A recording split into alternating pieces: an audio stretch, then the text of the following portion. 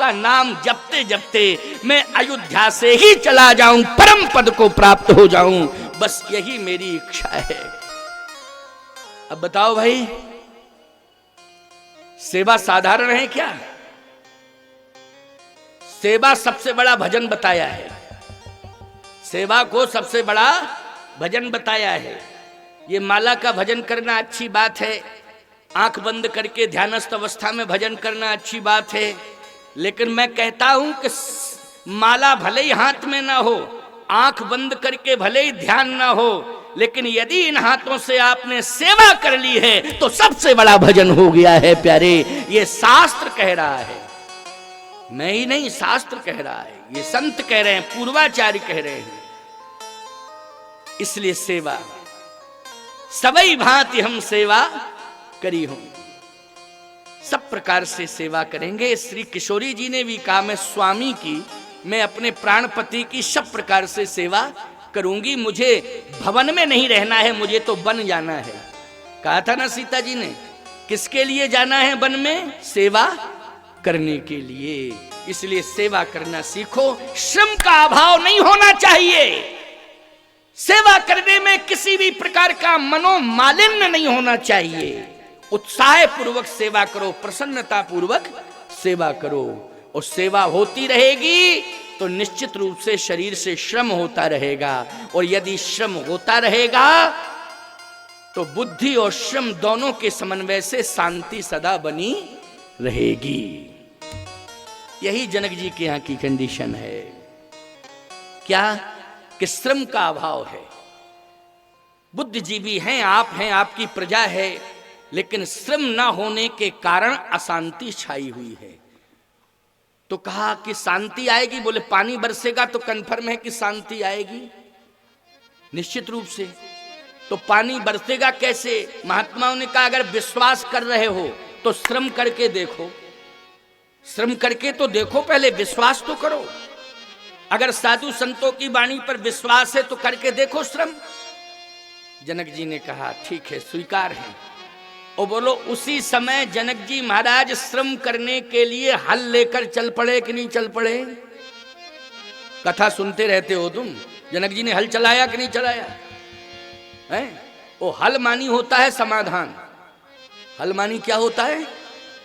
समाधान। हल लेकर के चल पड़े, यही समाधान है। और जैसे हल लेके जाने लगे, महात्माओं ने कहा रुको रुको रुको, अकेले क्यों जा रहे हो? पत्नी कहां है? सुने ना, कहे महाराज वो तो अंदर जो है सोने के पलंग पे बैठी है। कहा बस यही विडंबना है, पति श्रम करे और पत्नी जल्लब के गद्दा पे बैठ के रसगुल्ला रसमलाई खाए। क्यों भाई? यही यही यही समाधान है। बुरा लग रहा है हमारी बात का? देखो, छिबरा मऊ की देवियां ये कलयुग की देवियां नहीं है, ये तो त्रेता की हैं, सतयुग की हैं। खुश हो गई हैं। महाराज ने त्रेता और सतयुग की बताई, कलयुग की नहीं। लेकिन क्या करें, कभी कभी सतयुग में और त्रेता में, त्रेता तो बहुत बढ़िया, सतयुग त्रेता का क्या कहना, लेकिन कभी कभी त्रेता में मंत्रा आ जाती है। क्यों आ जाती मंत्रा कि नहीं आ जाती? किस युग में आई थी मंत्रा, जल्दी बोलो। हाँ, त्रेता में आई थी कि नहीं? इनसे सावधान रहना है। यही प्रदूषण फैलाती है मंत्रा। मंत्रा कोई एक विशेष नाम ही नहीं है, मंत्रा एक कुप्रवृत्ति है। क्या है? कुप्रवृत्ति। जिसके जीवन में कुप्रवृत्ति आ गई हो, समझ लो वही मंत्रा बन गई। इसलिए सावधान रहना, सेवा का संकल्प लो। आज सुनैना कहां है? कहे वो तो अंदर है, बुलाओ उनको, तुम्हारे साथ जावे सुनैना, और तुम दोनों पति पत्नी मिलकर के हल चलाओ। श्रद्धालुओं, बोलो सुनैना जी को साथ में जाना पड़ा कि नहीं? महाराज श्री जनक ने, महारानी सुनैना जी ने, दोनों ने मिलकर के वो हल चलाया। क्या चलाया? हल चलाया। दोनों ने मिलकर हल चलाया।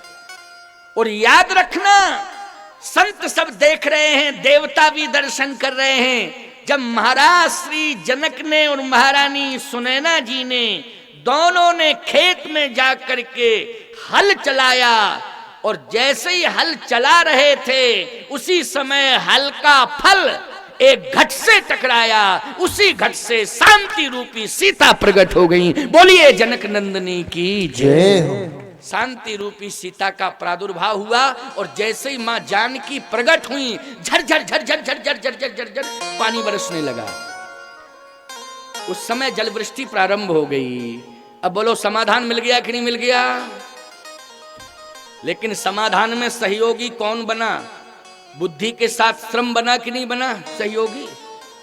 इसलिए कभी भी श्रम का बहिष्कार मत करो। चाहे आप पुरुष की भूमिका में हो, चाहे आप नारी की भूमिका में हो, सभी को श्रम करना चाहिए। बुद्धि और श्रम दोनों का समन्वय होना चाहिए। ये जनकपुर का शांति का स्वरूप है जो मैंने प्रकट किया है।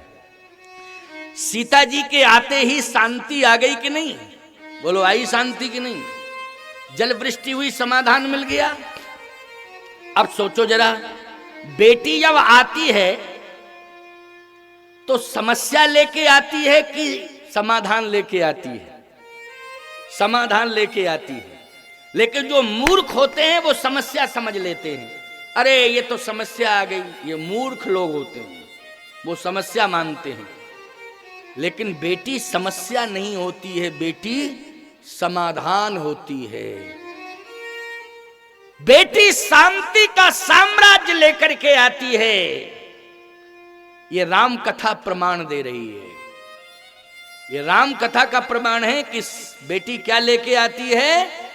समाधान। और बेटी क्या लेके आती है? शांति का साम्राज्य। बस जिस तरह से तिजोरी में धन को संभाला जाता है रखे, वैसे ही बेटियों को संभालो, क्योंकि कीमती रत्न है। क्या है? कीमती रत्न है। यदि रत्न को संरक्षण नहीं मिलेगा तो ईमानदारी से बताओ वो रत्न चोरी हो सकता है। बोलो भाई, लुटेरे लूट लेंगे कि नहीं लूट लेंगे? तो उस कीमती रत्न को कैसे रखना है? जैसे तिजोरी में धन को सुरक्षित रखा जाता है, वैसे ही संरक्षण दे करके उसको सुरक्षित रखना है। वो कीमती रत्न है। और बस वो रत्न आपको मिल गया है, कन्या रूपी रत्न। कौन सा रत्न मिला है? कन्या रूपी रत्न आपको मिला है। उसको बस संरक्षण दे करके रखो। फिर देखिए कैसा उज्जवल इतिहास बनता है इस देश का। उज्जवल इतिहास बनाने में बेटी का बहुत बड़ा योगदान है। और भारत के इतिहास को उज्जवल बनाने में तो बेटी का बहुत बड़ा योगदान है, नारी का बहुत बड़ा योगदान है। मैं चैलेंज के साथ कह सकता हूं कि कौन जानता है कि इस आर्यावर्त की नारी की कोख में कपिल कणादि जैसे संत सो रहे हो? कौन जानता है इस भारत की नारी की कोख में दादू कबीर तुलसी जैसे संत सो रहे हो? कौन जानता है इस नारी की कोख में सरदार भगत सिंह, सुभाष चंद्र बोस सो रहे हो? कौन जानता है इस भारत की नारी की कोख में स्वामी विवेकानंद जैसे संत सो रहे हो? कौन जानता है? बोलो। ये साधारण नारी नहीं है, बस संरक्षण देने की आवश्यकता है। इसलिए महिमा मंडित है नारी। आज बोलो, जनकपुर की महिमा को मंडित करने के लिए श्री जानकी जी प्रकट हो गई कि नहीं हो गई? और जानकी जी जैसे ही प्रकट हुई तो विचारवान श्रोताओं विचार करना, कल भगवान राम का जन्म हुआ था कथा में, और आज मां जानकी का प्रादुर्भाव हो गया। जब जानकी जी का प्रादुर्भाव होगा तब ना ब्रह्म शक्ति का मिलन होगा। बोलो भैया, जब जानकी जी का प्रादुर्भाव नहीं होगा तो ब्रह्म शक्ति का मिलन कैसे होगा? इसलिए जानकी जी के जन्म की कथा सुनाना भी जरूरी था, इसलिए मैंने कथा सुनाई। नहीं तो हम सीधे जनकपुर ले जा करके कह देते सिय जय माल राम उर्मिली, बस इतना ही तो कहना था, कथा पूरी हो गई थी। लेकिन नहीं, श्री जनक नंदनी जगतोद्धारिणी मोक्षदायिनी भुवनेश्वरी आदि शक्ति पराम्बा शक्ति स्वरूपा भूमजा तिरुत नंदनी वैदेही जानकी, जब तक इनका प्रादुर्भाव नहीं होगा, प्राकट्य नहीं होगा, तब तक ब्रह्म और शक्ति का मिलन नहीं होगा। कल की कथा में व्यापक ब्रह्म निरंजन निर्गुण विगत विनोद सो अज प्रेम भगति बस कौशल्या की गोद। और जनकपुर में आदि शक्ति जहीं जग उपजाया, आदि शक्ति जहीं जग उपजाया, आदि शक्ति जहीं जग उपजाया, आदि शक्ति जहीं जग उपजाया। शो अवतरे मोर यघ माया, शो अवतरे मोर माया, आदि शक्ति जहीं जग उपजाया, आदि शक्ति जहीं जग उपजाया। आदि शक्ति का प्रादुर्भाव हुआ है, आदि शक्ति प्रकट हो गई। यहां अनादि ब्रह्म का प्रादुर्भाव हो गया।